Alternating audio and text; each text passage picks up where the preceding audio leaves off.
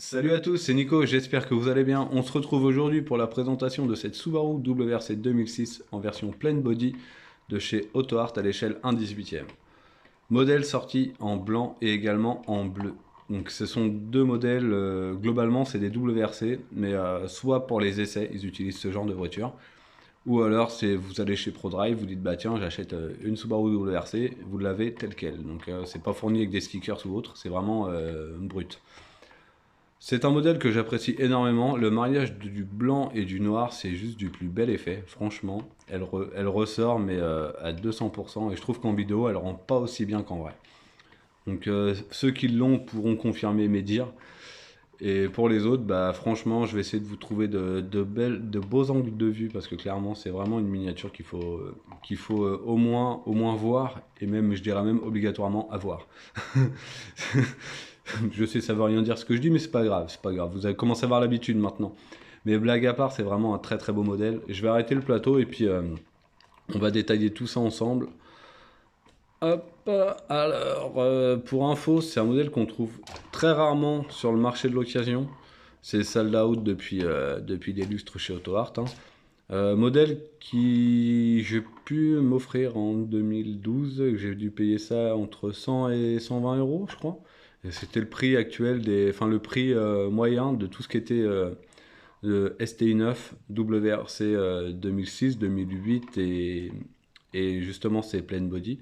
Donc il y a des choix qu'il a fallu faire. J'ai pu me permettre à l'époque de pouvoir m'offrir cette voiture et quelques autres modèles.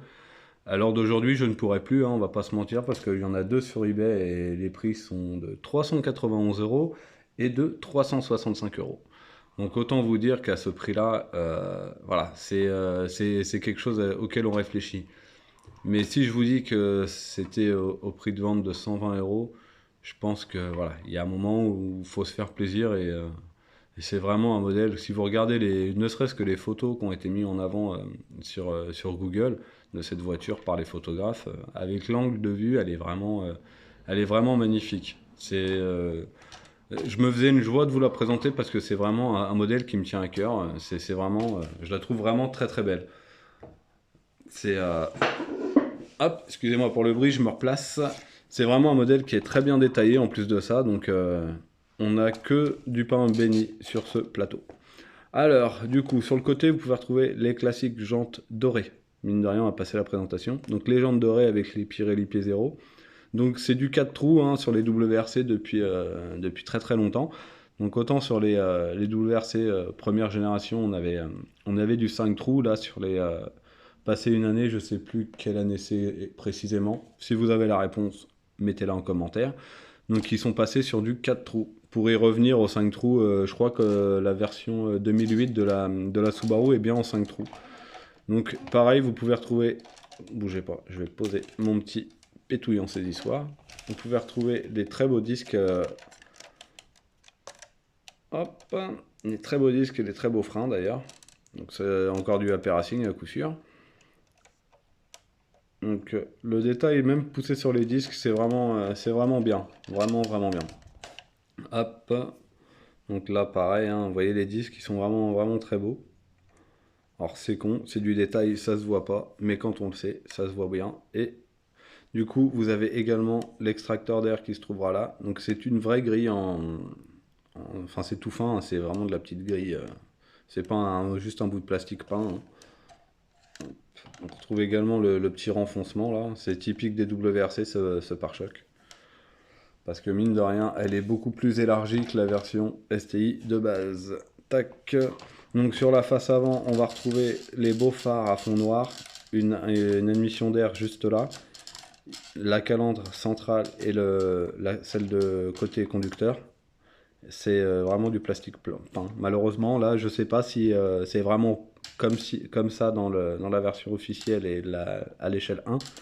Mais ici, on se retrouve avec une grille pleine ici et pleine ici.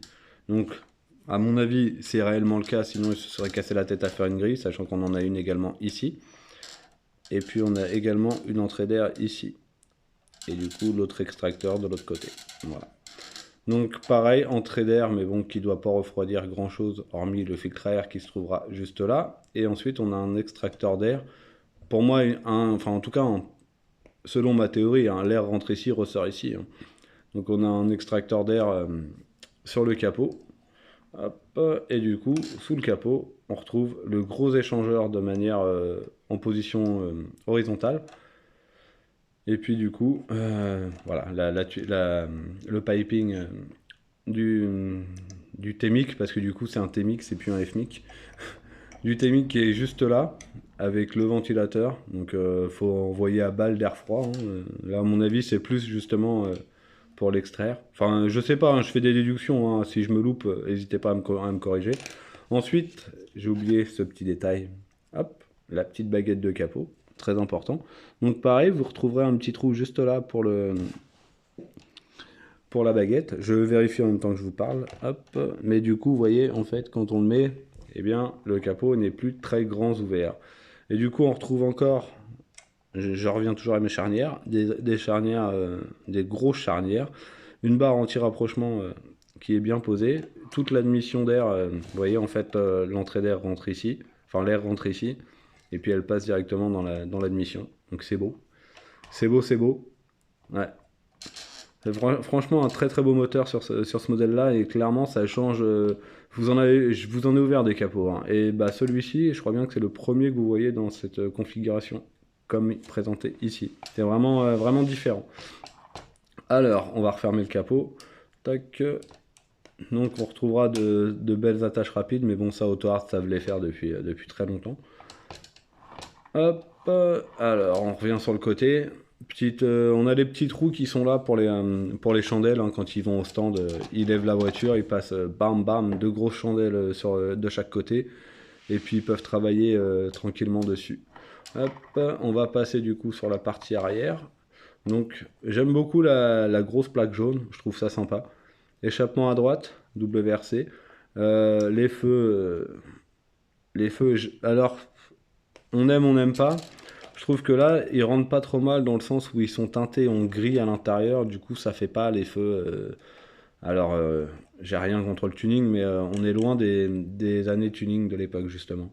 Mais là, du coup, ça rend très bien avec le fond gris. Ça passe super bien. Du coup, pareil, on retrouvera des attaches rapides sur le coffre, ici et ici, et plus le gros logo sur la malle arrière qu'on a pu retrouver à partir des modèles de 2006. Ensuite, l'aileron, bah, faudrait être un peu aveugle pour pas le voir, il est juste énorme sur les versions rallye. Donc avec les ailettes à l'intérieur. Ça c'est pareil, c'est arrivé pas très très tôt dans le rallye, mais assez vite finalement. Hop. Alors dans le coffre, on se retrouve avec une belle roue de secours, donc une 5e roue, avec les sangles. Mais pareil, évitez d'aller tirer dessus pour enlever la roue pour X raisons. Ça sert strictement à rien dans le sens où vous risquez d'abîmer ou déchirer les sangles en plastique. Je vous le dis, j'ai une voiture qui est arrivée comme ça. Et j'en déduis que la roue avait été enlevée. Je vois pas trop pourquoi, mais bon. Alors ensuite, c'est pareil, je vous ai pas montré, mais globalement, si vous regardez l'auto là, il y a là en fait ici c'est une marche. C'est pas dur, c'est une marche. Là ça descend, boum, et ça. On va peut-être mieux le voir si j'ouvre la porte, mais globalement vous avez vous la voyez là, la démarcation de l'aile. C'est juste énorme quoi. Clairement, sur une version civile, c'est pas aussi abouti. Enfin, c'est pas aussi large pour la version routière. Là, on est vraiment sur. C'est encore assez discret. Hein, c'est pas non plus le kit qui est aberrant.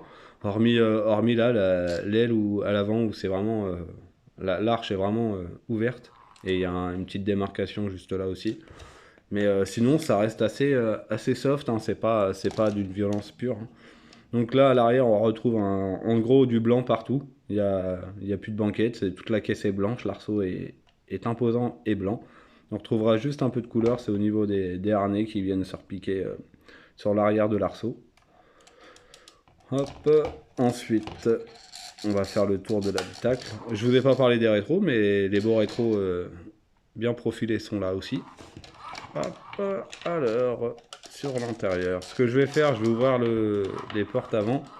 Et puis je vais décrocher le téléphone pour vous faire voir un peu ça de plus près. Tac, allez, c'est parti pour le déménagement. Hop. Alors, donc sur l'intérieur, comme vous pouvez voir, il y a un super volant qui est vachement avancé, hein. La colonne est vraiment poussée sur les genoux du conducteur, enfin du pilote. On retrouvera également un extincteur au niveau de ses pieds. Ensuite, toute l'instrumentation, enfin, il n'y a vraiment qu'un compteur sous les yeux, hein, globalement, et on voit pas super bien. Donc il y a un compteur digital avec le contour façon Honda 2000. Je sais pas si vous voyez un peu les compteurs que c'est. Hop, ensuite on a le pédalier inversé, mine de rien. Donc c'est-à-dire que les pédales sont au sol et non pas accrochées au tablier. Hop, ensuite, donc là, ça va être plus simple pour la porte. Tac.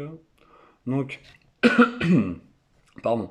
Donc on a du carbone, hein, enfin finition carbone, vitre manuelle, on a la petite poignée, et la croix que vous pouvez voir, c'est pour que l'arceau puisse passer quand on ferme la porte. Et ça, c'est très ingénieux de la part des ingénieurs, justement.